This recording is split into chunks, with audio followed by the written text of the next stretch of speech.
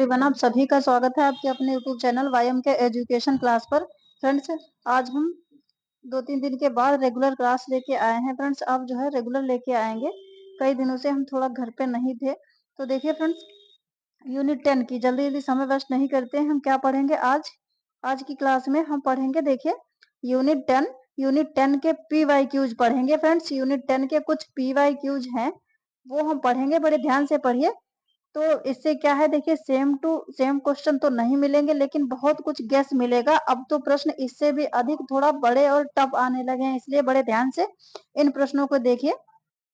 ये 2018 के PYQs देखिए। नंबर 1, ये क्वेश्चन 1 है फ्रेंड्स। तो क्या करिए, चैनल को करिए सब्सक्राइब। फ्री में सारी चीजें पढ़ने के लिए इस चैनल को करिए सब्सक्राइब, और चैनल पर क्लिक करके आप यूनिट 1 से लेके और यूनिट 10 तक सारी चीजें आप थ्योरी क्लासेस देख सकते हैं, रिवीजन कर सकते हैं। उनमें 5-5, 10-10 मिनट की वीडियो मिलेंगी आपको, बहुत ही हेल्पफुल होने वाली है फ्रेंड्स।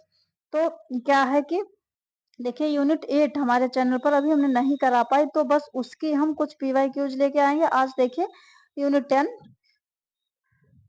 तो देखिए, क्वेश्चन 1, निम्नलिखित कथनों का कौन सा संयोजन किसी अधिगम अक्षम बालक की विशेषताएं बताता है? देखिए, अधिगम अक्षम बालक क्या होते हैं? तो ये हम बता चुके हैं। मतलब जो सीखने में क्या होते हैं, पिछड़े होते हैं या बिल्कुल नहीं सीख पाते, इस तरीके के अधिगम सीखने में क्या अक्षम बालक की विशेषताएं क्या है, मतलब वो सक्षम नहीं है सीखने में, तो उनकी विशेषताएं देखिए क्या है। ये पॉइंट दिए गए हैं कुछ, तो आप ध्यान से देखिए कि कौन सी विशेषताएं हैं अधिगम अक्षम बालक की। नंबर 1 देखिए, क्या बालक में सीखने के प्रति रुचि तथा अभिप्रेरणा का अभाव होता है। नंबर 2 देखिए, बालक को मूल शैक्षिक कौशल पढ़ने लिखने में गंभीर कठिनाइयां होती हैं। 3 है, बालक की क्षमताओं तथा वास्तविक उपलब्धि के बीच विसंगति पाई जाती है। 4 है, बालक में गामक अथवा श्रवण अक्षमताएं होती हैं। 5th है, बालक में कतिपय न्यूनतम मस्तिष्क अपक्रिया पाई जाती। तो इनमें से कौन सा सही हो जाएगा? देखिए, सारे तो सही नहीं है। देखिए, पहला पॉइंट जो है, बालक में सीखने के प्रति रुचि तथा अभिप्रेरणा का अभाव पाया जाए, तो ऐसा नहीं है। देखिए, जो अक्षम बालक होते हैं, मान लीजिए जैसे किसी के कोई अक्षम किसी अन्य अंग से हो सकता है या थोड़ा पिछड़ा हो सकता है, जल्दी नहीं सीख पाता, इसका मतलब ये बिल्कुल नहीं है कि अभिप्रेरणा का अभाव, वो अंदर से प्रेरित नहीं होते हैं सीखने के लिए। प्रेरित खूब होते हैं, लेकिन कुछ उनमें ऐसी कुछ कमियां होती हैं जिससे वो जल्दी सीख नहीं पाते हैं, तो ये बिल्कुल गलत, ये तो है ही नहीं। और दूसरा देखिए, बालक को मूल शैक्षिक कौशल पढ़ने लिखने में गंभीर कठिनाइयां होती, ये है। देखिए, सीखना तो चाहता है बच्चा, लेकिन वो अक्षम बालक है, सीखने में उतना सक्षम नहीं है, इसलिए उसको कठिनाइयों का सामना करना पड़ेगा, ये सही है। तो सेकंड सही। थर्ड देखिए, बालक की क्षमताओं तथा वास्तविक उपलब्धि के बीच विसंगति पाई जाती, ये भी सही है। देखिए, जो वास्तविक उसकी उपलब्धि है और उसकी क्षमता है, उसमें विसंगति पाई जाती, तो 2-3 सही है। उसके बाद में देखिए, फोर्थ क्या कह रहा है कि बालक में गामक अथवा श्रवण अक्षमताएं होती, ऐसा नहीं सिर्फ श्रवण ही अक्षमताएं होती हैं। देखिए, ये नहीं, बालक में कतिपय न्यूनतम मस्तिष्क अपक्रिया पाई जाती, हाँ ये सही है। अगर बालक अक्षम है सीखने में, मतलब वो उतना सक्षम नहीं है, तो कतिपय मस्तिष्क अपक्रिया पाई जाएगी, मतलब मस्तिष्क से उतना अधिक वो तेज नहीं होगा, तो ये भी सही है। तो 1, 3, 1 तो नहीं है, 2, 3 और 5, और ये देखिए किसमें है, इसमें नहीं है, बी, ऑप्शन नंबर बी। इस आधार पर ऑप्शन नंबर बी सही हो गया। कौन सा? 2, 3 और 5। तो आई होप ये क्वेश्चन समझ गए होंगे। उसके बाद में जल्दी जल्दी सेकंड देखिए, बहुत ज्यादा समय नहीं वेस्ट करते हैं, लेकिन क्या है कि उसको सारे ऑप्शन हम समझ के चलते हैं, इसलिए क्या होता है, थोड़ा समय लग ही जाता है। जल्दी जल्दी देखिए, क्या सेकंड, निम्नलिखित सूची में उसकी पहचान कीजिए जो धीमी गति से सीखने वाले की विशेषताओं का विवरण देती है। देखिए, आज के क्वेश्चन जो अक्षमता से ही संबंधित हैं, सॉरी, अक्षमता से ही संबंधित है यूनिट 10 के। तो देखिए क्या है कि धीमी गति से सीखने वाले की विशेषताओं का विवरण देती है। तो इसमें क्या है, उनमें एकाग्रता का अभाव होता है, यह आवेगी तथा अति क्रियाशील, ऐसा नहीं, क्रियाशील तो नहीं होते हैं। देखिए, जब अक्षम बालक हैं तो वो अधिक क्रियाशील नहीं, क्रियाशील तो क्रिएटिव बालक जो सृजनात्मक बच्चे होते हैं वो होते हैं। तो तीसरा है, सीखने के प्रति उनकी नकारात्मक अभिव्यक्ति होती है, तो ये भी सही है। सीखना जब जल्दी वो सीख पाते नहीं, इसलिए निगेटिव निगेटिव उनके अंदर फीलिंग्स होती है। फोर्थ है, वे आक्रामक तथा आक्रामक तथा अविनयी होते हैं। फोर्थ कह रहा वो आक्रामक तथा अविनयी, ऐसा भी नहीं है कि अक्षम बच्चे हैं वो विनय मतलब अविनयी होते हैं कि उनमें कोई विवेक नहीं होता, ऐसा नहीं है, जरूरी नहीं है ऐसा, ये भी गलत। फिफ्थ है नवीन सूचनाओं को संबंधित करने में उन्हें कठिनाई होती है। हाँ ये है, क्योंकि देखिए सीखना तो चाहते हैं लेकिन उन्हें क्या है कि नवीन जो सूचना है सीखने में चीजें कठिनाई होती है, उतना जल्दी नहीं सीख पाते हैं। तो देखिए कौन सा सही हो गया, 1, 3, 5, ये पहला सही है, तीसरा सही है और पांचवा इस आधार पे ऑप्शन नंबर सी, 1, 3, 5 किसमें है, सी में है। अब देखिए सी, सी में है 1, 3, 5, तो ऑप्शन नंबर सी सही हो गया। उसके बाद क्वेश्चन नंबर थर्ड है, ये देखिए मैचिंग वाला है, जल्दी जल्दी देखते हैं। नीचे दो सूचियां दी गई हैं और उनमें क्या है, सूची 1 में मानसिक मंदता के कारण, जल्दी जल्दी देखिए क्या है, श्रेणियां दी गई हैं और जबकि सूची 2 में क्या है, इनका वर्णन है। तो दोनों को सुमेलित करना है, देखिए क्या, अकूट के आधार पर उत्तर देना है। तो देखिए इधर क्या कुछ कारण दिए गए, उधर श्रेणियां दी गई हैं, जैसे कि ये भी जो है जो बीमारियां हैं कौन कौन सी क्या किसके कारण, तो वो है देखिए जन्म के पश्चात, इसे देखते हैं जल्दी जल्दी। जन्म के पश्चात इसे मिलाएंगे किसके साथ, 3, जन्म के पश्चात कुपोषण तथा असंतोषप्रद चिकित्सीय सुविधा, ये हो गया जन्म के पश्चात, ये इसके साथ आ गया। जन्म पूर्व कौन सा हो जाएगा, जन्म पूर्व का कारण हो जाएगा गुणसूत्र संबंधी असाम्यता, ये असाम्यता है, गुणसूत्र संबंधी असाम्यता, ये जन्म से पूर्व हो गया, जन्म पूर्व कारण है, जन्म पूर्व कारण ये हो गया। और जन्म अवधि कौन सा हो गया, सी हो गया, ये एनाक्सिया तथा एस्फिक्सिया, एनाक्सिया तथा एस्फिक्सिया। तो इस आधार पर आप देखिए कूट में कौन सा सही हो जाएगा, ए का 3, A3 देखिए किसमें है, इसमें ऑप्शन नंबर बी, और बी वन हो गया, C2, तो इसके आधार पर ऑप्शन नंबर बी सही हो जाएगा। उसके बाद में देखिए फोर्थ क्वेश्चन है, निम्नलिखित दो इसमें भी वैसा ही है, दो ये सूची है, सॉरी दो सेट है, दो सेट, ये इस तरीके से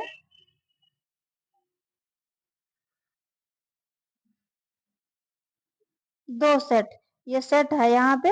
तो दो सेटों में से क्या है, इनको सुमेलित करना। यहाँ पे भी सेट 1 में दिया विशिष्ट विचलनों संबंधी शब्द दिए गए तथा सेट 2 में इनके परिणाम स्वरूप होने वाली दुर्बलताओं का उल्लेख है। तो जल्दी जल्दी देखिए क्या ऑप्शन, ये देखिए सेट 1 में क्या है, विचलन की प्रकृति को दर्शाने वाले शब्द दिए गए और परिणाम क्या है कि उसकी दुर्बलताएं फिर क्या है। देखिए प्रमस्तिष्क घात, प्रमस्तिष्क घात ये किसके साथ जाएगा, ऑप्शन नंबर प्रमस्तिष्क घात, ये हो गया आपका थर्ड के साथ, प्रमस्तिष्क घात, ये गतिविधि एवं भंगिमा मुद्रा संबंधी विकार, प्रमस्तिष्क हो गया। उसके बाद में है जन्मजात साइटोमेगलो विषाणु, ये हो गया किसके साथ जाएगा, ये 5 दूरदृष्टि संबंधी विकार, ये जाएगा इसके साथ। देखिए 5 सुनने की शक्ति समाप्त, देखिए 5 नंबर ये यहाँ पे है, ये यहाँ पे नंबर नहीं पड़ा, यहाँ पे है, एक मिनट अब देखिए सही से, ये जन्मजात साइटोमेगलो विषाणु, ये दूरदृष्टि संबंधी विकार, ये इसके साथ जाएगा। उसके बाद में नेक्स्ट है सी है डिसलेक्सिया, डिसलेक्सिया जो है ये किसके साथ जाएगा, ये देखिए ये पढ़ा भी है पिछले उसमें, शब्दों एवं अक्षरों को पढ़ने संबंधी समस्याएं, ये आप पढ़ चुके हैं जब हमने ये क्षमताएं पढ़ाई हैं वहां पे। उसके बाद में निस्टेगमस, ये क्या है देखिए, ये क्या है, डी जाएगा आपका 2 के साथ, सेकंड के साथ। ना चाहते हुए भी क्या होना, आंखों का तेजी से घूमना जिससे चीजों पर ध्यान केंद्रित ना कर पाना, ध्यान केंद्रित करना नहीं, ध्यान केंद्रित करना कठिन हो जाता है और चक्कर आते हैं, तो ये सेकंड हो गया। देखिए फॉन्ट थोड़ा छोटा है इसलिए लग रहा होगा, तो इस आधार पर ऑप्शन नंबर डी सही हो जाएगा। देखिए जब आप मिला के देखेंगे तो ऑप्शन नंबर डी सही हो जाएगा। देखिए ए का बताया था हमने क्या, 3, तो ए का 3 कहाँ, देखिए इसी में है, डी में A3, प्रमस्तिष्क घात इसका बताया था गतिविधि एवं भंगिमा मुद्रा संबंधी विकार। तो इस आधार पर डी ऑप्शन सही हो जाएगा। देखिए जल्दी से पढ़ते हैं क्वेश्चन 5। निम्नलिखित दोनों सेट, इनमें भी सेट को ही सुमेलित करना। देखिए क्वेश्चन थोड़े से बड़े बड़े हैं, तो इसमें भी क्या करना है, सेट को ही सुमेलित करना। देखिए सूची 1 में क्या दिया गया, शब्द दिए गए हैं, और 2 में उनकी व्याख्या दी गई। इसमें भी कुछ बीमारी ही दी गई है। तो देखिए दृष्टि वैषम्य, दृष्टि वैषम्य ये एक इसके साथ जाएगा, दृष्टि वैषम्य ये जाएगा 5 नंबर के साथ। दृष्टि वैषम्य ये जाएगा 5 नंबर के साथ। क्या होता है कि इसके परिणाम स्वरूप धुंधला दिखता है, जो कि क्या होता है, कार्निया के असमान कोने अथवा आंख के असमान लेंस के परिणाम स्वरूप होता है। दूर वैषम्य, दृष्टि वैषम्य के अंतर ग्लूकोमा क्या होता है, ये आंखों की बीमारियां हैं सारी।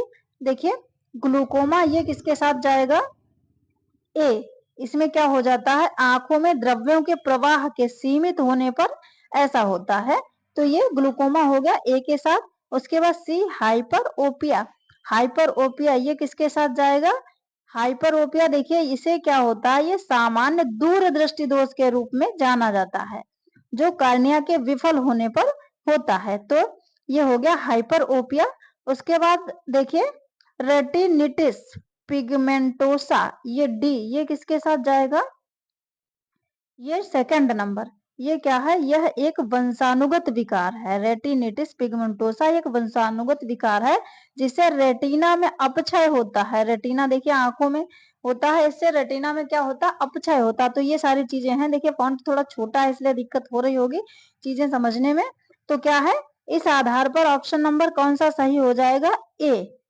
ऑप्शन नंबर ए ये सही हो जाएगा, ये वाला। क्यों, देखिए कैसे, देखिए A5 बताया था दृष्टि वैषम्य, तो A5 इसी में है। B1 बताया था ग्लूकोमा, तो ये देखिए B1 है इसमें। उसके बाद में C4 बताया था, C हाइपर ओपिया, तो ये भी C4। और ये D डी देखिए 2 रेटिनिटिस पिगमेंटोसा, ये हमने बताया था अभी अभी। यह एक क्या है, वंशानुगत विकार है। तो इस आधार पर ऑप्शन नंबर ए सही हो गया। उसके बाद 6 क्वेश्चन है, मोरफेन संरक्षण निम्नलिखित में से क्या है। ये देखिए क्या है, आनुवांशिक विकार है, विषाणु जनित संक्रमण है, अपकर्षक तंत्र कोशिका रोग है, मांसपेशियों में संकुचन है। इसमें ऑप्शन, ये आनुवांशिक विकार है फ्रेंड्स। उसके बाद में नेक्स्ट है, देखिए नेक्स्ट है, निम्नलिखित में से कौन सा प्रावधान निःशक्तता दुर्बलता वाले छात्रों के अधिगम संबंधी आवश्यकताओं के समाधान हेतु से उपयुक्त है। इसमें नंबर देखिए ए है, ऑप्शन नंबर ए है व्यक्ति पारगमन कार्यक्रम, बच्चों हेतु स्कूल पूर्व कार्यक्रम, व्यक्ति शिक्षा कार्यक्रम, निःशुल्क एवं उपयुक्त शिक्षा। तो क्वेश्चन नंबर 7 का हो जाएगा वैयक्तिक शिक्षा कार्यक्रम। ऑप्शन नंबर सी, ये वैयक्तिक शिक्षा कार्यक्रम हो जाएगा किसका, निम्नलिखित में से कौन सा जो प्रावधान है निःशक्तता दुर्बलता वाले छात्रों के अधिगम संबंधी आवश्यकताओं के समाधान के लिए, तो वैयक्तिक शिक्षा कार्यक्रम है। और कौन सा, इसी को आईईपी जो कार्यक्रम होता है, आईईपी यही कार्यक्रम इसके लिए हो जाएगा सही। उसके बाद क्वेश्चन नंबर 8 है, निम्नलिखित समूह का कौन सा सम्मिश्रण भारतीय समाज के अंतर्गत सुविधा वंचित संवर्ग का प्रतिनिधित्व करता है। तो इसमें देखिए कौन सा हो जाएगा, जनजातियां, धार्मिक उपवर्ग, मतलब जो वंचित लोग हैं, वंचित बच्चे हैं चीजों से। तो क्या सुविधा वंचित, सुविधाएं जिनको नहीं मिल पाती हैं, तो कौन सा ये वर्ग जो बताए हैं कौन कौन से उसमें आते हैं, जनजातियां, धार्मिक उपवर्ग, मलिन बस्ती निवासी, संविदाकृत श्रमिक, अनुसूचित जातियां। यहाँ देखिए 6 नंबर है शहरी निवासी। तो ये सारी चीजें हैं। तो इनमें से कौन सा सही हो जाएगा, देखिए इनमें से सही हो जाएगा एक, देखिए ये 2 तो है ही नहीं, बिल्कुल हटा दो। धार्मिक उपवर्ग, ऐसा कुछ नहीं कि धार्मिक कोई धर्म से संबंधित कोई चीजों से वंचित रह जाए, ऐसा कुछ नहीं। देखिए जनजातियां ये सही है, एक सही है जनजातियां। उसके बाद में 3 मलिन बस्ती निवासी, इनको भी सुविधाएं नहीं मिल पाती, 3 सही है। उसके बाद में देखिए 4th सही है, संविदाकृत श्रमिक, ये भी देखिए कम पैसे के कारण वंचित रह जाते हैं चीजों से, इनके बच्चे भी। और 4th के बाद में 5th अनुसूचित जातियां, ये भी क्या है कि कुछ चीजों से वंचित रह जाते हैं। तो कौन सा देखिए शहरी निवासी ये भी नहीं और धार्मिक उपवर्ग ये नहीं, बाकी बच्चे वो सब हैं 1 3 4 5। तो इस आधार पर ये देखिए कूट हमने नहीं लिखा है तो ये सही हो जाएगा 1 3 4 5। तो आज के लिए फ्रेंड्स इतने ही क्वेश्चन, उसके बाद में फिर हम मिलेंगे नेक्स्ट वीडियो में। तो अगर चीजें समझ में आई हो तो क्या करिए, इस चैनल को करिए सब्सक्राइब। और देखिए जून तक तो जैसा कर पा रहे हैं बहुत कुछ हम लेके आ रहे हैं, इससे बहुत अधिक आपको हेल्प मिलेगी। जरूर वीडियोस देखिए, छोटी छोटी बस 10-10 मिनट की वीडियो या 7-8 मिनट की, उनसे बहुत अधिक ज्यादा चीजें समेटने की कोशिश की हमने। और जून के बाद देखिए अनवरत रूप से फिर से कोर्स स्टार्ट होगा एकदम स्पष्ट तरीके से, क्लियर कॉन्सेप्ट में, फ्री में। तो इस चैनल को अभी से सब्सक्राइब करके रखिए ताकि हमें और अधिक मोटिवेशन मिल सके। ज्यादा से ज्यादा शेयर करने की कोशिश करिए। तो आज के लिए इतना ही, मिलते हैं नेक्स्ट वीडियो में।